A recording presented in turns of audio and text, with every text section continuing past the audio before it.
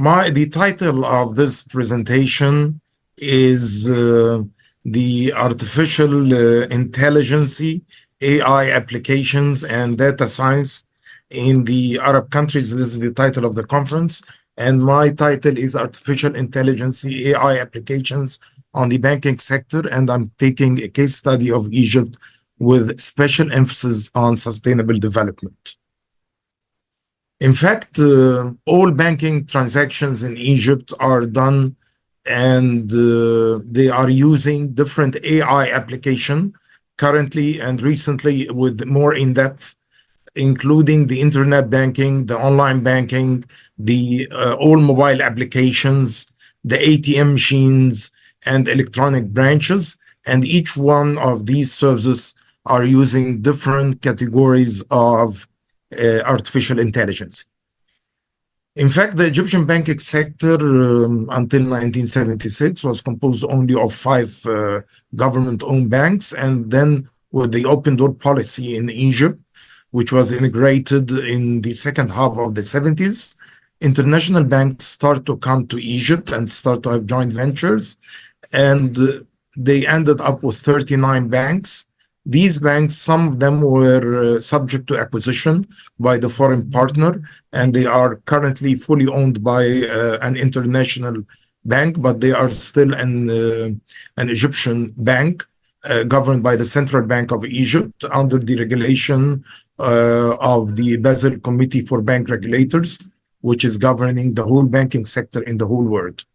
And each one of these banks have a big network of branches and subsidiaries across Egypt, and not only across Egypt, but also in the Arab countries, in European countries, in African countries, and in some Asian countries like China.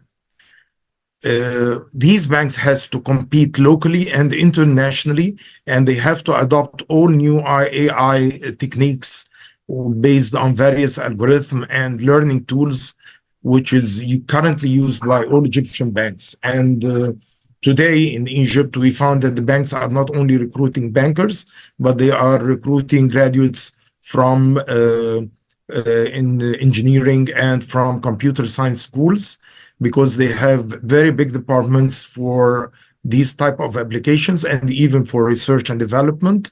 And I would like to note that, for example, Egypt 3 days ago opened the biggest mega data cloud center in the Middle East, and it is in the new administrative capital. And it was inaugurated even by the president of the country. So the use of AI became very intensive because this cloud computing center is mainly using AI in its applications and processing. We have 2 types of banks in Egypt, like in the UK and in Saudi Arabia, in the USA, which is the 2 most common types: commercial banks and investment banks. Commercial banks are these types of banks that you normally visit them and you find them that they receive deposits and give loans, and they require a lot of credit studies, which needs AI usage, especially in preparing the credit studies and relating it to the financial statements of the client in comparison to the financial statements of his competitors to the sector, whether locally or internationally. These banks are providing letter of credits, which is the only tool for international trade to facilitate and to grant the shipment and the payment of the goods. And these papers are transacted with worldwide orientation, and the AI usage facilitate this process very much. Also in all their services, like, for example, electronic checks, like e-money and so on, all this requires AI applications. On the other side, we have the investment banks, and the investment banks are banks that deals with merger and acquisitions, underwriting, in case of IPO, international public offerings. Also, it deals with issues like mergers and acquisitions and like evaluation of companies. and mutual fund transactions in the stock exchange. And these kind of activities needs very high usage of artificial intelligence as well. And this is also applied in the Egyptian banking sector in Egypt. We cannot ignore the issue of sustainable development. Egypt is having its own sustainable development strategy 2030, and it calls for financial and medium enterprises to play a big role in the green economy. And these companies are supported also by providing them funds to implement AI, and also the processing of their papers and credit studies, because these are tiny projects with high risks. It also requires a lot of AI applications, like making some kind of comparisons and helping them in the legal establishment of their companies, which is done now also in some cases in Egypt online with notification, which called the golden establishment certificate, which is started recently. And of course, if they are using renewable energy, they are given kind of grants. And for your information, that Egypt, in its implementation of the UN SDGs, provided that we have 20% of our total energy is coming from renewable energy, and it's planned by 2030 to have 32% of our total energy is coming from renewable energy. Of course, we are working on a lot of projects, like I remember in the committee in the COP27 of the Committee of Green Hydrogen. We are having our own big green hydrogen projects. Some of them we have them regionally with the coordination of neighboring countries. We have, of course, a kind of cooperation with forecasted cooperation with NEOM in Saudi Arabia, in Tabuk area, in the green hydrogen field. And also we are having our big projects in Ain al-Sukhna. In fact, there are several projects, and these projects also need funding. And I'm telling you that the Chinese, for example, industrial zone in Ain al-Sukhna is 100% using solar energy. And I would like to add one information, that we erected the Bimban solar plant, which is composed of 32 stations,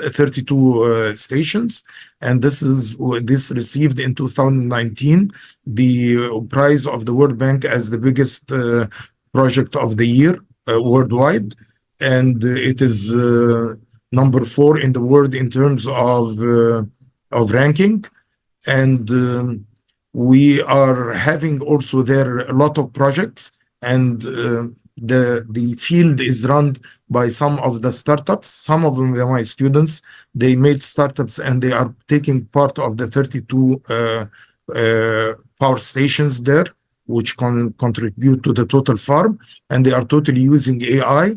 At the beginning, when this farm was established, we have 3 companies for the cleaning of the solar panels across the Middle East, and also part of my students established a startup that and they invented robots, and they did the cleaning, and they have the lowest damage rate across the world by now.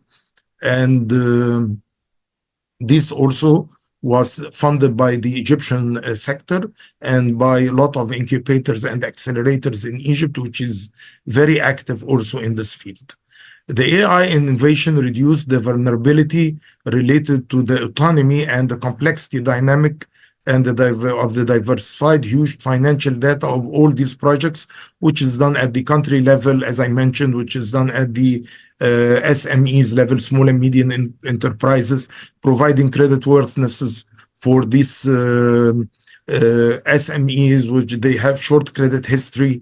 And this also is diminishing the systematic risk, which is the market risk of the CME's investment, which is pro-cyclical kind of dynamic risk. The socioeconomic impact of integrating and migrating financial data for the purpose of the general purpose technologies GPT, which means that will have impact on the macroeconomy locally and globally. This is all to do about decreasing the level of risk. And it is important for banks to decrease the level of risk because the money they are lending is simply, these are loans given by their clients, and they have to repay back these loans with an interest rate. So they have a kind of obligation to lower the risk. The AI help them to lower the risk, and then they can expand on several sectors, including the green economy and including other type of strategic activities. And this happened by granting banking credits and investment portfolios to new vulnerable sectors. And also this happens by the using of the AI algorithm in calculating and dealing with the financial data to formulate financial risk models that is highly accurate in calculating risk factors in the credit and investment sectors within the banking sector.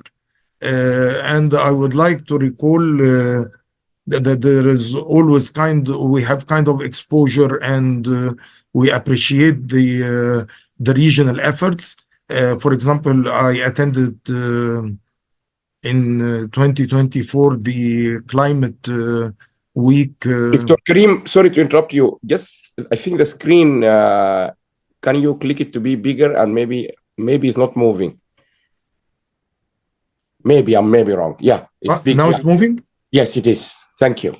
The climate week in Riyadh, which was under the patronage of the Crown Royal Prince, and we have in this event a lot of discussions about also the usage of AI in calculating the credit worthiness. This is to show the AI contribution by different countries, and we find that the big contributor in the whole world is the US, followed by the UK, with a growth rate on average of 22.8%. We find that this is also well hosted in Egypt because of the client potential, which I mentioned through the projects that I mentioned during my presentation. And I also would like to show that there is an evolution of financial fintech enabled startups in Egypt. And this graph shows that there is a growth in the fintech. And for example, we in Zuwayl University, which is a very big innovation research hub, the university, we participated last year in the fintech competition of the Central Bank of Egypt, and we have our winning team among the winning teams. And this year also, and their fintech enabled AI project entered into the Central Bank of Egypt and the Egyptian Gulf Incubator. And like different years, in recent different years, it happened with their colleagues as well, and turned to be one of the projects in Egypt, especially these students after graduation. The benefits to the bank that these AI application boosted their clients base, boosted their profitability by adding new type of clients and new type of activities, and also attracted new type of investor in AI from the Egyptian side and from the internet, with international cooperation from foreign sides as well. This is the type of AI facilities loan which was supporting development in Egypt, and the distribution of these loans, which are serving the mentioned SDGs, and their distribution by governorates and cities in Egypt, which means that this kind of development is not only located to the capital city, but it is also in all cities in Egypt.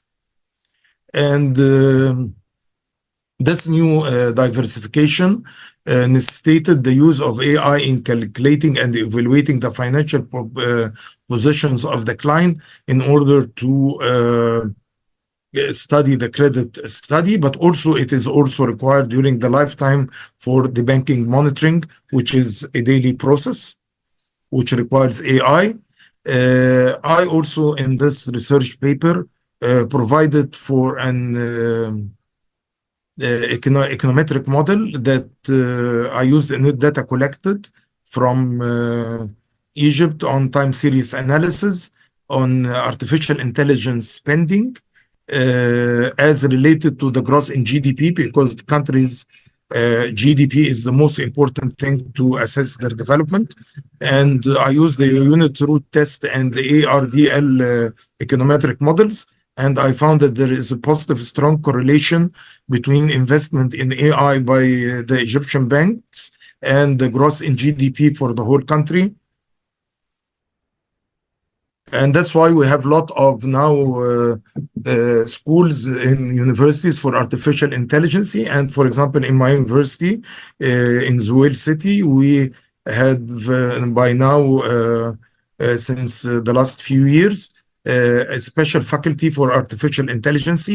And the students are having even they are working on the market while they are still students, and they are having their own projects, and some of them are having regional assignments. And this became a normal practice in the many Egyptian universities. So at the end, I would like to make the following recommendation: is to include the fintech and AI financial application in the education curriculum in high school and universities.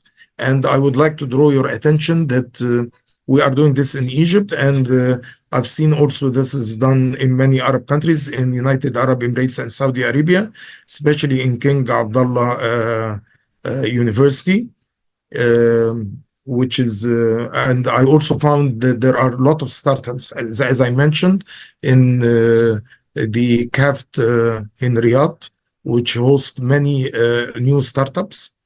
I also recommend to encourage banks to allocate more funds on advertisements to explain to their customers the new fintech products that are using AI applications.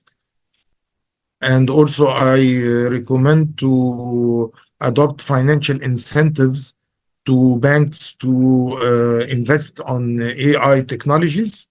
And I also recommend to provide incentives and tax incentives and custom duties exemptions for the importation of the machines, the hardwares used for such as computers and mobiles.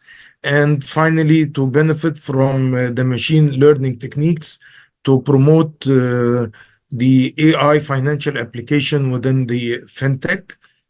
Finally, I would like to tell you that we are participating on the International Stimulus FinTech conference every year. My university is participating, and we had a winning team last year. Thank you very much.